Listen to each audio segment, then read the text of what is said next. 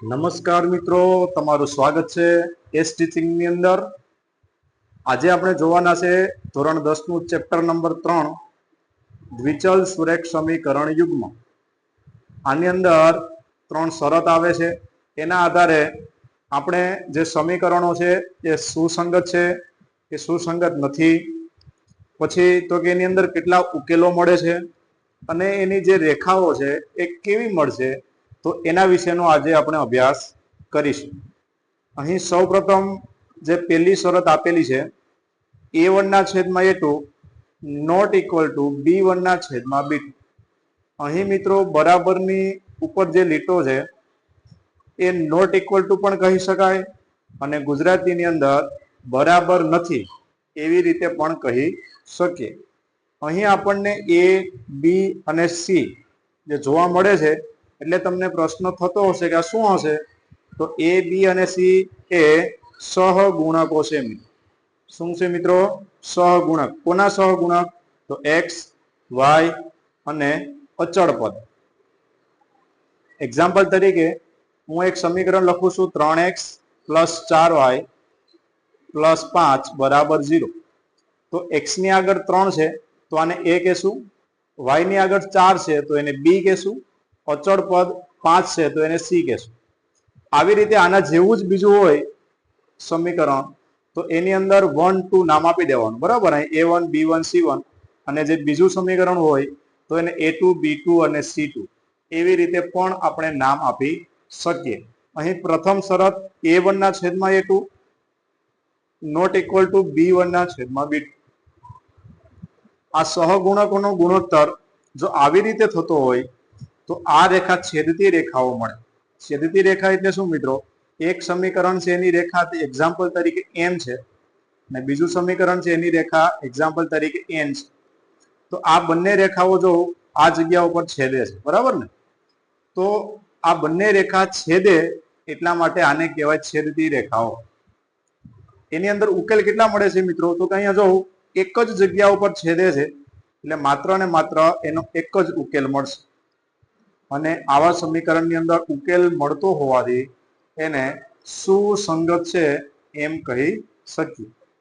બીજી શરત છે મિત્રો, બીજી શરતની અંદર જો a1 ના છેદમાં a2 બરાબર b1 ના છેદમાં b2 બરાબર c1 ના છેદમાં c2.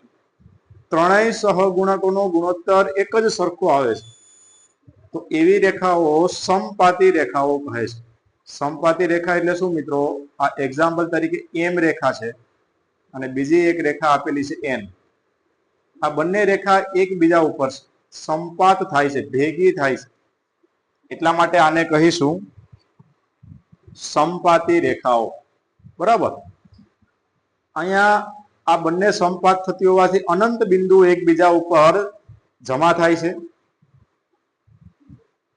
અહીં આ બંને રેખાઓ એકબીજા ઉપર સંપાત થતી હોવાથી અનેક બિંદુઓ સંપાત થાય છે, એટલે કે ભેગા થાય છે. એટલા માટે અહીંયા એનો ઉકેલ અનંત ઉકેલ મળશે અને એ સુસંગત છે એમ કહેશું, બરાબર. એવી જ રીતે શરત નંબર 3 આપેલી છે તમને. આ ત્રીજી શરતની અંદર a1 ના છેદમાં a2 બરાબર b1 ના છેદમાં b2 not equal to c1 ના છેદમાં c2. a અને b ના ગુણોત્તર સરખા થશે, પરંતુ c1 અને c2 આનો ગુણોત્તર એક અલગ હશે, બરાબર ને? a1 ના છેદમાં a2 બરાબર b1 ના છેદમાં b2 બરાબર નથી c1 ના છેદમાં c2. તો અહીંયા આ રેખાઓ એકબીજાને સમાંતર થશે. સમાંતર એટલે શું મિત્રો? એક્ઝામ્પલ તરીકે m રેખા છે અને એક બીજી રેખા છે n.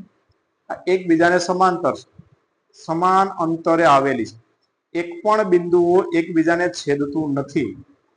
એક પણ બિંદુ છેદતું નથી તો એનો મતલબ એમ કે આનો ઉકેલ મળતો નથી, એમાં એક પણ ઉકેલ નહીં મળે અને આવી રેખા સુસંગત નથી એમ કહી શકાય. શા માટે નથી?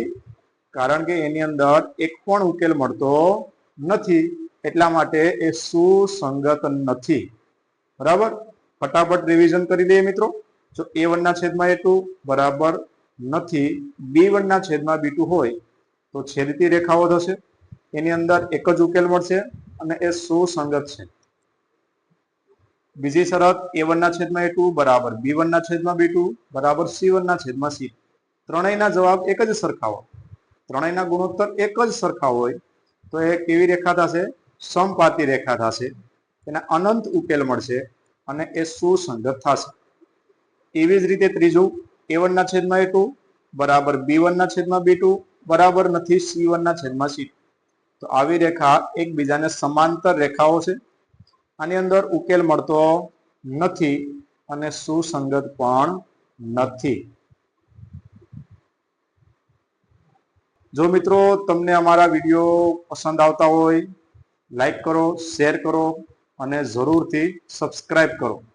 અહીંયા શરતો મિત્રો 3 યાદ રાખો.